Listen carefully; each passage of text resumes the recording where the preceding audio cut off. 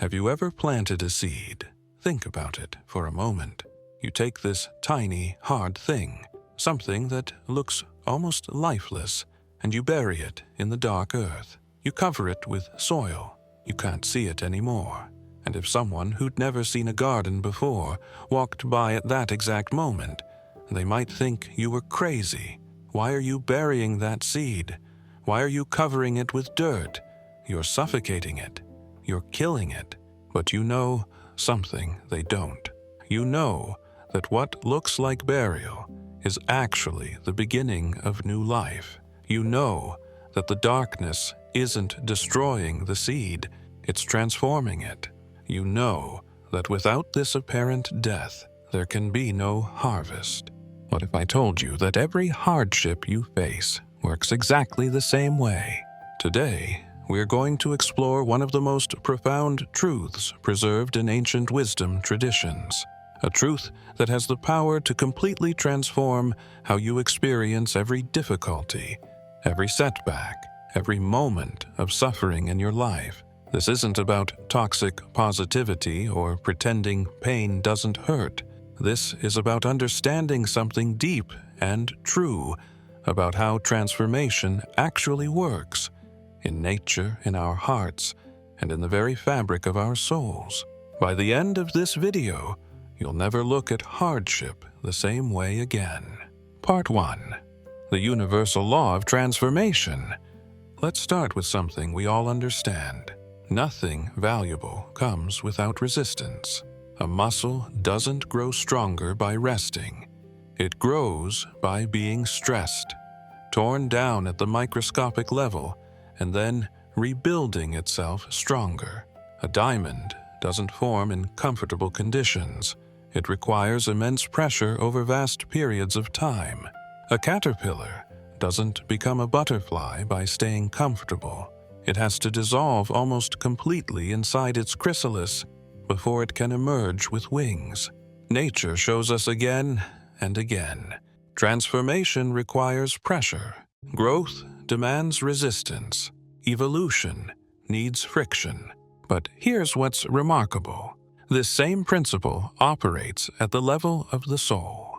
Ancient spiritual wisdom tells us that the Creator established certain laws, not arbitrary rules, but the very structure of how reality works.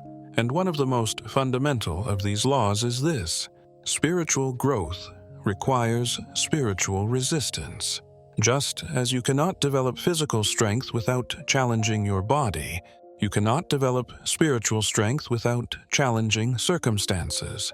The sacred texts tell us, "We will surely test you with something of fear and loss, of wealth, of comfort, of what you hold dear." But here's the part that changes everything. This testing isn't punishment. It's not cosmic cruelty. It's not evidence that the divine has abandoned you. It's the opposite. Here's another way to think about it. If you wanted to train an Olympic athlete, would you let them sit on the couch eating chips? Of course not. You would put them through rigorous, carefully designed training that pushes them to their limits, because you see their potential and you want them to reach it. Ancient wisdom teaches us that every soul has been created for greatness.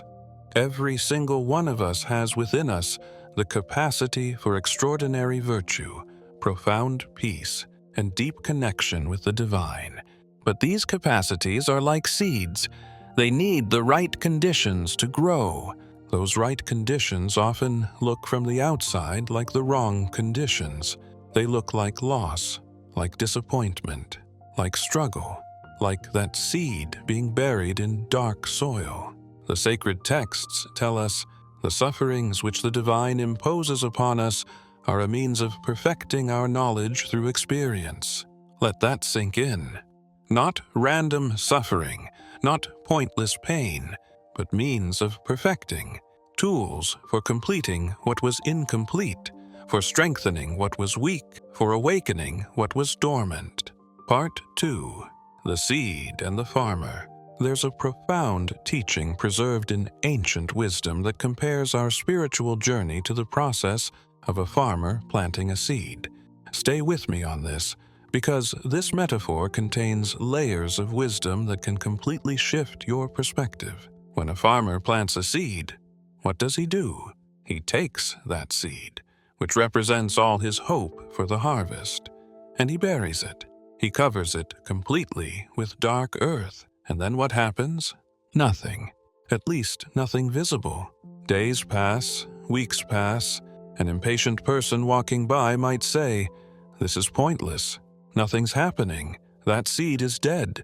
This farmer wasted his time." But here's what the ancient wisdom tells us. From the very moment that the seed was placed in the earth, it started its preparation to become a plant. Underground, invisible to the human eye, profound transformation was taking place. The seed was breaking down. Its hard outer shell was softening. Its internal structure was changing. It was dying to what it was so it could become what it was meant to be. The wise farmer knows this. He doesn't dig up the seed every day to check on it. He doesn't panic when he doesn't see immediate results. He understands that transformation has a timeline, and that timeline cannot be rushed. Now, here's where this gets really interesting.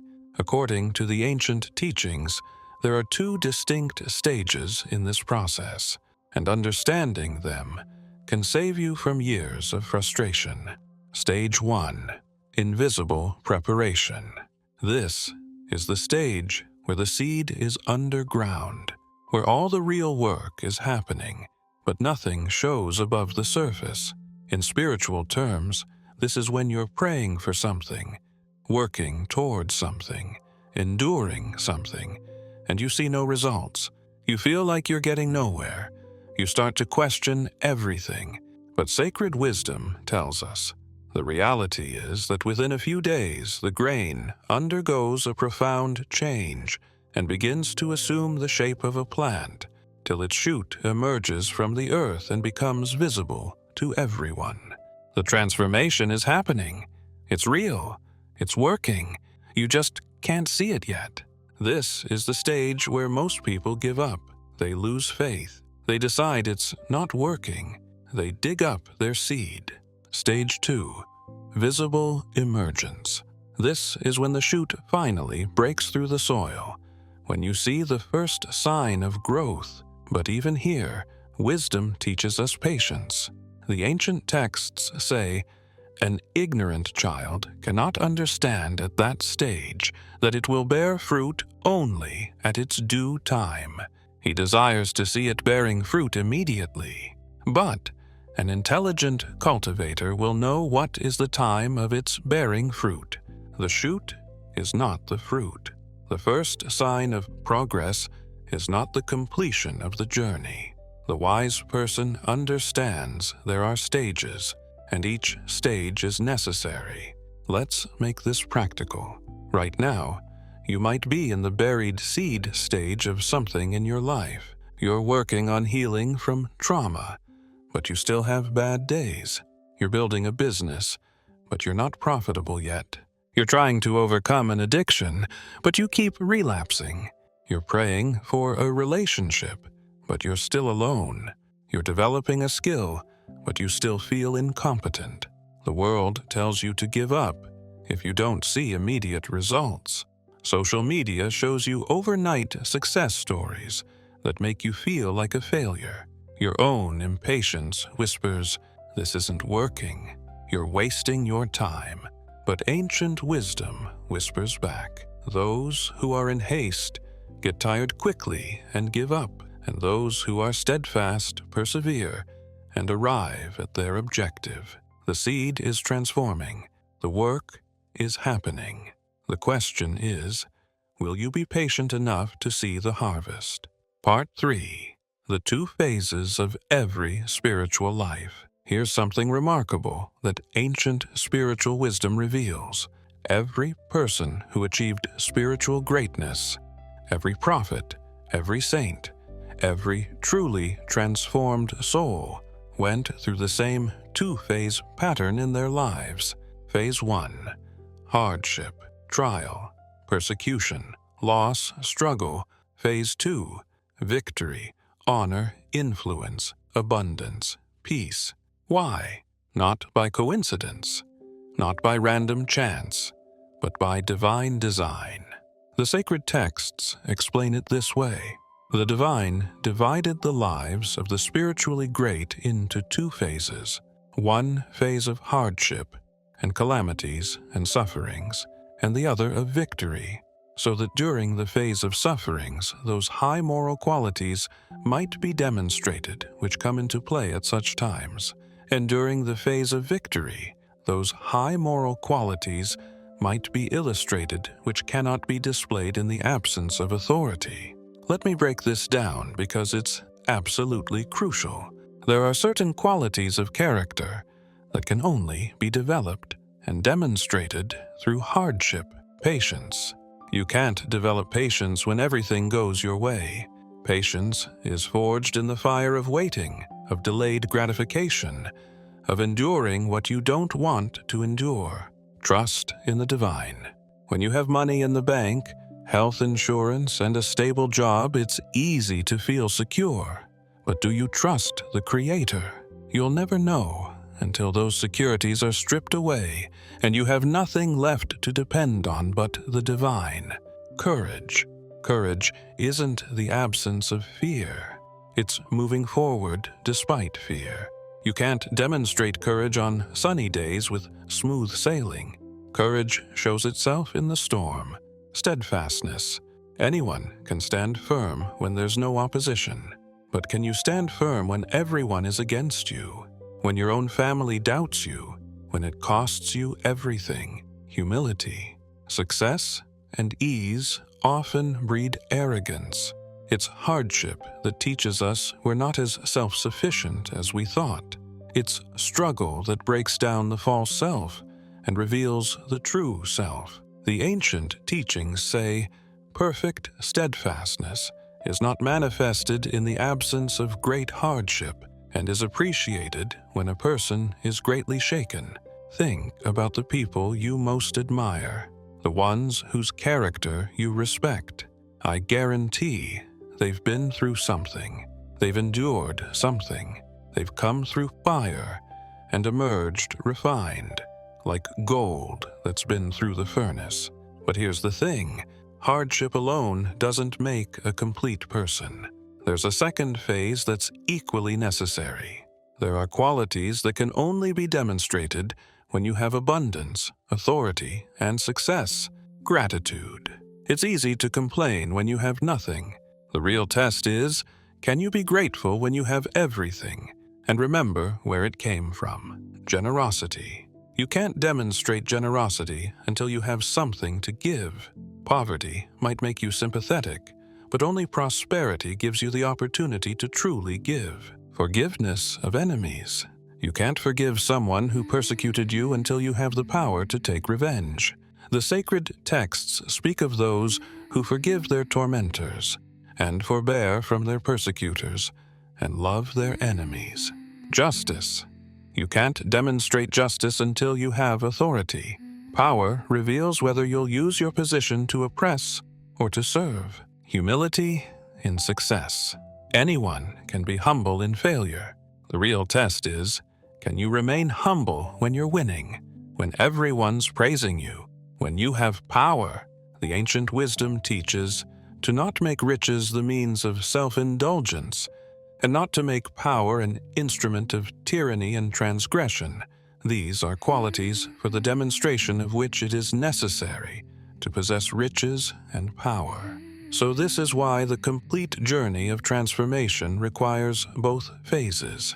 Hardship without victory leaves you broken and bitter. Victory without hardship leaves you shallow and weak. You need hardship to develop inner strength, patience, trust, and humility. You need victory to demonstrate generosity, justice, forgiveness, and grateful stewardship. And here's the beautiful promise embedded in this ancient wisdom. If you're in the hardship phase right now, victory is coming. It's part of the design. It's written into the pattern. The sacred texts promise, surely there is ease after hardship. not might be, not maybe. Surely, the hardship is not forever. It's a phase.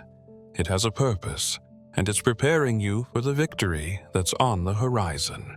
Part 4. The Alchemy of Transformation. Now, we're going to go deeper. The ancient wisdom contains a metaphor so precise, so medically and spiritually accurate, that it shows us exactly how transformation works at the level of the soul.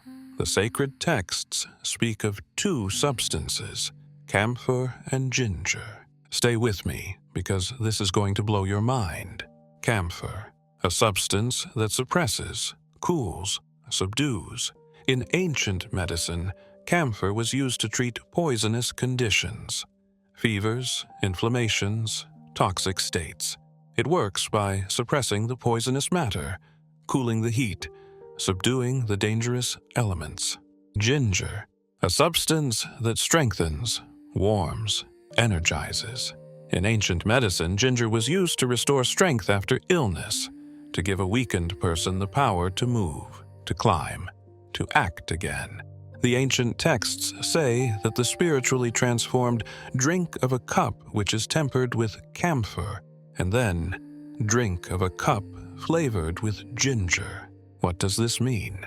When you first begin to turn away from destructive patterns and toward a spiritual life, the first thing that must happen is that your toxic attachments must be cooled down, your unhealthy passions must be suppressed, your poisonous desires must be subdued. This is the camphor stage. The sacred wisdom says, when a person moves from a condition of subordination to his passions towards virtue, the first reaction is that the poisonous matters from which he suffers are suppressed. Think about what this looks like in real life. You're addicted to validation on social media, and you have to go through the painful process of withdrawing from that constant dopamine hit. You're addicted to a toxic relationship, and you have to endure the loneliness of walking away. You're addicted to comfort, and you have to face the discomfort of discipline. You're addicted to control, and you have to surrender to the divine. This is uncomfortable. It feels like death. Your old self is being suppressed, cooled, shut down. You feel weak. You feel like half the person you used to be. The ancient texts describe this perfectly.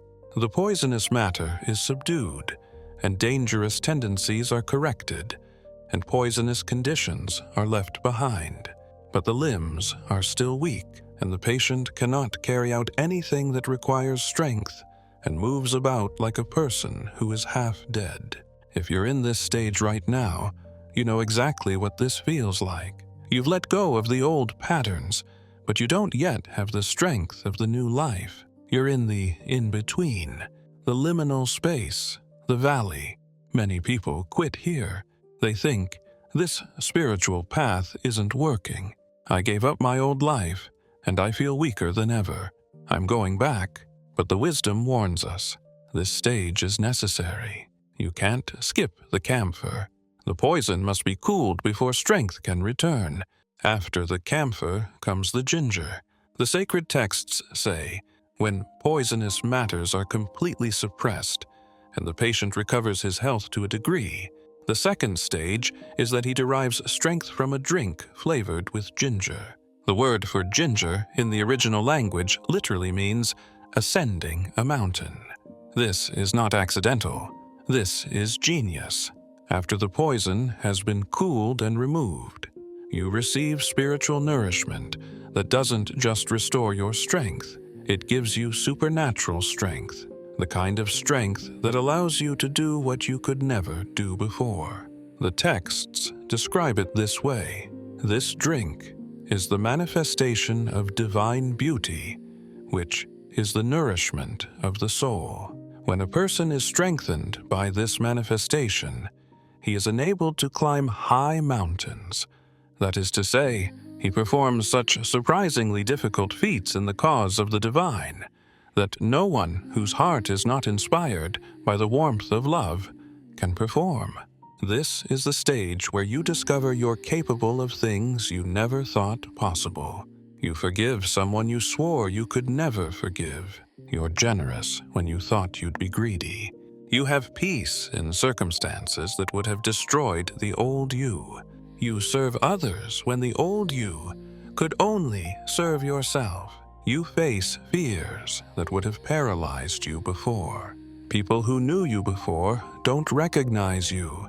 You don't even recognize yourself. You've climbed mountains you couldn't even see before. Here's the crucial insight. You cannot skip the camphor and go straight to the ginger. You cannot skip the stage of dying to your old self. You cannot skip the stage of weakness and waiting.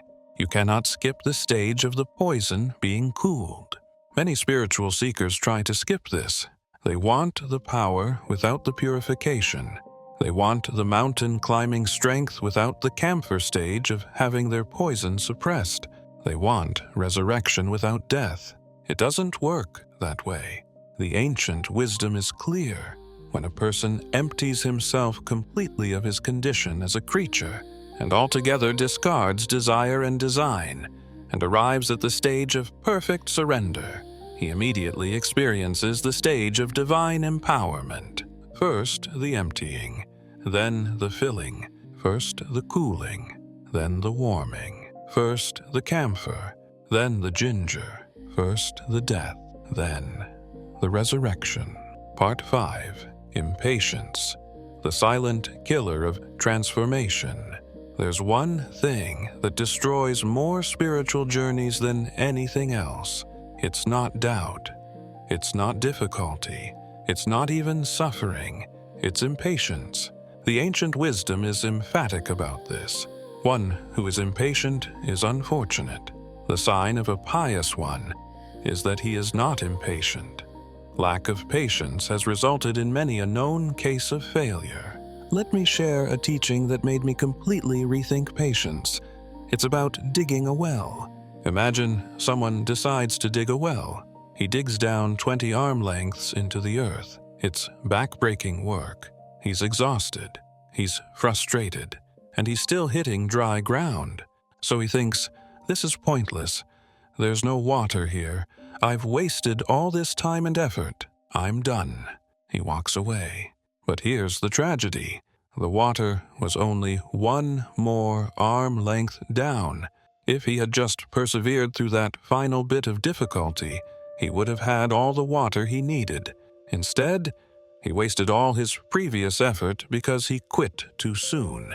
The ancient texts say, if a person digs a well to the depth of 20 arm lengths and stops short of just one due to his impatience, he would waste his entire labor.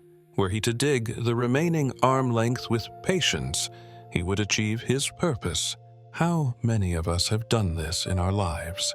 How many times have we quit right before the breakthrough? You're trying to heal, and you give up right before the healing happens.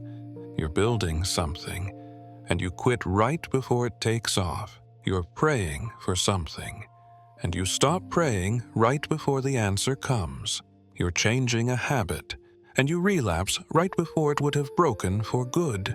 Our impatience comes from a fundamental misunderstanding of how transformation works.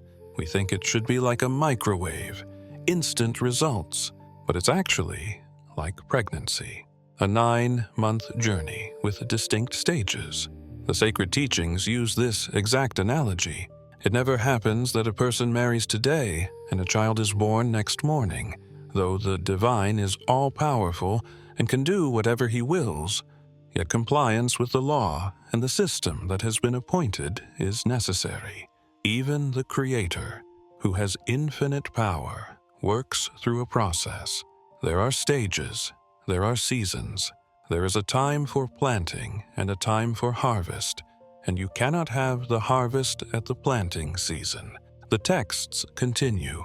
In the first stages of childbearing, nothing is known, like the nurture of vegetation. For 4 months there is no certainty.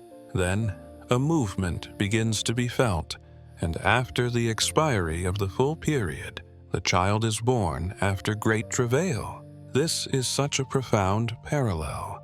A woman who's 2 months pregnant doesn't look pregnant. She might feel awful, nauseous, exhausted, emotional, but she doesn't look different. An impatient person might say, "Nothing's happening. This isn't working." But inside, in the unseen realm, everything is happening. A life is forming. A miracle is unfolding. The fact that you can't see it doesn't mean it's not real. Here's what the ancient wisdom wants us to understand. The waiting period is not wasted time. During the waiting, you're being prepared. Your character is being developed. Your faith is being strengthened. Your capacity is being expanded. The sacred texts say, "It is the way of the divine that blessings of love, eagerness, and understanding are bestowed after sufferings. A bounty that is easily acquired is not appreciated." Think about that. If you got everything you wanted immediately, you wouldn't value it. You wouldn't be ready for it. You might even be destroyed by it. The hardship teaches you to value what you receive, to be grateful instead of entitled, to have empathy for others who struggle, to develop the character to handle the blessing when it comes. There's a beautiful saying preserved in the ancient wisdom. Love demands that one should die seeking, even if it is not possible to reach the friend. In other words, the journey itself, the perseverance, the faithfulness, the not giving up is part of the point. The transformation happens in the waiting. So how do we develop patience? The ancient teachings give us 3 keys. 1. Remember that there is always ease after hardship. The sacred promise, "Surely there is ease after hardship." Not maybe, not eventually. Surely, it's a law as reliable as gravity. The night is always followed by dawn. Winter is always followed by spring. The hardship phase is always followed by the ease phase. Your job is to hold on until the season changes. 2. Recognize the signs of progress even when they're invisible. The texts say, "A persevering and good-natured person smells the perfume of divine favors in trials and difficulties, and his intelligence informs him that they will be followed by help." Learn to see trials as signs that transformation is happening, not signs that nothing is happening. 3. Trust the divine timeline, not your own. Prayer is very valuable, and a person who is given to prayer succeeds in the end. However, it is foolishness and disrespect that a person should seek to avoid the design of the divine. Stop trying to force the timeline. Stop trying to microwave what needs to be grown. Trust that the one who created you knows better than you do when you're ready for what you're asking for. Part 6. What hardship is actually doing. Here's something the ancient wisdom emphasizes that most people miss. There's a massive difference between knowing something and experiencing something. You can know intellectually that fire is hot, but until you actually touch fire, that knowledge doesn't change you. You can know that water quenches thirst, but until you drink when you're desperately thirsty, you don't really know. The sacred texts put it this way: only that knowledge is beneficial, which has been tested by experience, and the knowledge that is merely academic and has not been the subject of experience is without beneficence. This is why hardship is so crucial. It transforms theoretical knowledge into experiential reality. The texts give this brilliant example. Imagine you've watched people bake bread your entire life. You've read recipes. You've memorized the steps. You could explain the process perfectly. In your mind, you think, "I totally know how to bake bread," but then you actually try to do it for the first time. The dough is too sticky, or too dry, or you can't get it to rise. The bread comes out burnt in some places and raw in others. It's a disaster. Why? Because watching is not doing. Knowing is not experiencing. Theory is not practice. The texts say, if such is the case of our academic knowledge in elementary matters, then how can we rely solely on our knowledge without any practical experience in matters of great import? Now, apply this to spiritual truths. You can know intellectually that the Creator provides, but you only know experientially when you've had nothing and watched provision come from nowhere. You can know intellectually that there's peace beyond circumstances, but you only know experientially when you've been in chaos and felt that unexplainable peace. You can know intellectually that divine help comes in times of need, but you only know experientially when you've been at your breaking point and felt that help arrive. You can know intellectually that you're stronger than you think, but you only know experientially when you've endured what you thought would destroy you. The hardship is the university. The trial is the classroom. The suffering is the laboratory where theoretical knowledge becomes lived reality. The sacred wisdom says, as wealth is multiplied by commerce, in the same way, knowledge arrives at its spiritual climax through practical experience. Thus, practical experience is the principal means of perfecting knowledge.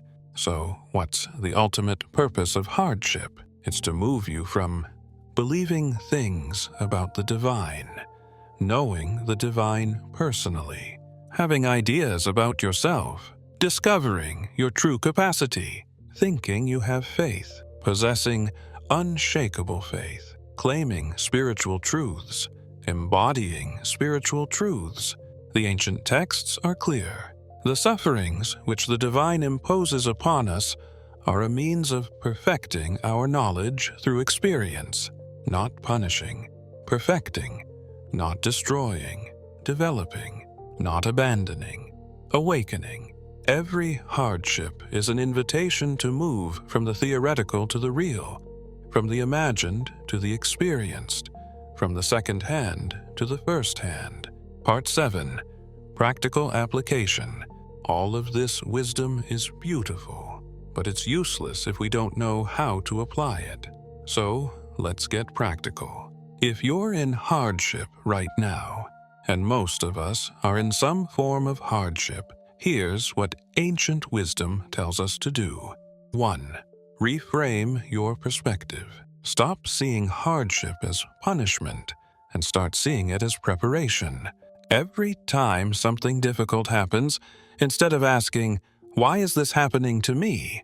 ask, "What is this preparing me for?" The sacred texts remind us this world is subject to tests and trials.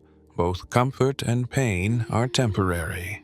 Whatever a person experiences in this life is not necessarily attributable to divine pleasure or displeasure. Both are trials. Your hardship doesn't mean the divine is angry with you. Your ease doesn't mean the divine is pleased with you. Both are tests to see what you'll do with them. 2. Practice active patience. Patience isn't passive resignation. It's not sitting around doing nothing and calling it faith. True patience, according to ancient wisdom, has 3 components. Affirm that what you're losing belongs to the divine. We belong to the Creator, and we are His trust. The truth is that trust should return to its owner. Continue doing what you can do. The farmer doesn't just plant the seed and walk away. He waters it. He protects it. He does his part while trusting the divine to do what only the divine can do. Don't complain or become bitter. The texts say the true spiritual quality is considering it to be a trust from the divine. One should not complain about it. 3. Look for the camphor stage and the ginger stage. When you're feeling weak, when your old patterns are dying, but your new strength hasn't arrived yet, that's camphor. Don't panic. Don't go back to your old ways. That weakness is necessary. You're being purified. When you start to feel a new kind of strength rising, when you find yourself capable of things you never were before, That's ginger. Thank the divine for it and use it. Climb the mountains you're now able to climb. 4. Keep digging your well. Don't quit right before the breakthrough. The ancient wisdom says, one should supplicate so that one might be granted strength. It is not good to be in a hurry. A farmer does not harvest the crop immediately after sowing. Whatever you're working toward, healing, transformation, a goal, an answered prayer, keep going. You might be one arm length away from water. 5. Connect with the divine. This is the most important one. Hardship is designed to drive you into deeper connection with the divine.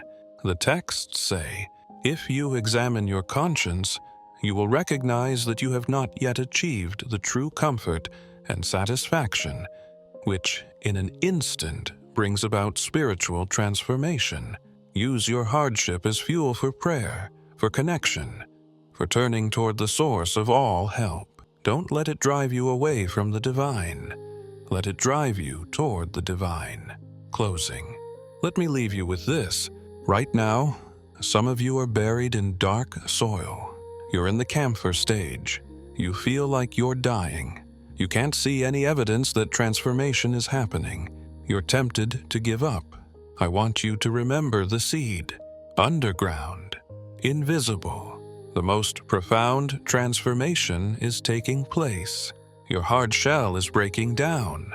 Your old form is changing. You are being prepared for growth that you cannot yet imagine.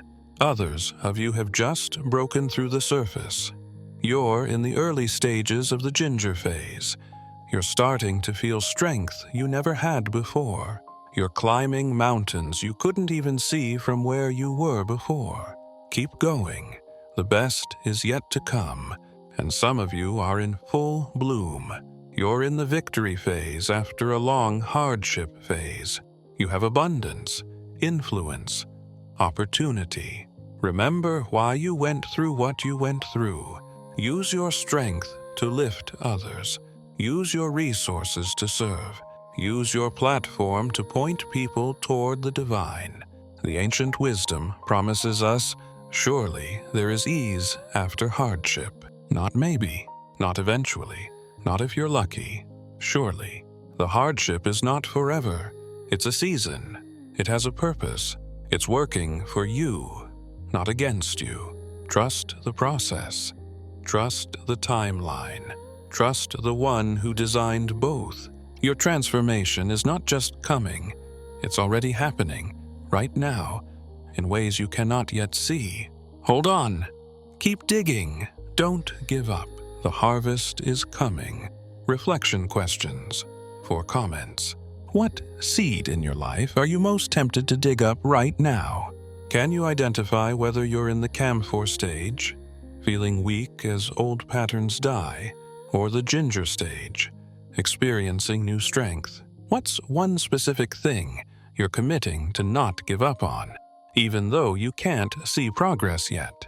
Share your thoughts below. Your story might be exactly what someone else needs to hear to keep going. If this resonated with you, consider subscribing for more ancient wisdom applied to modern life. And remember, you're not alone in your struggle, and your struggle is not in vain.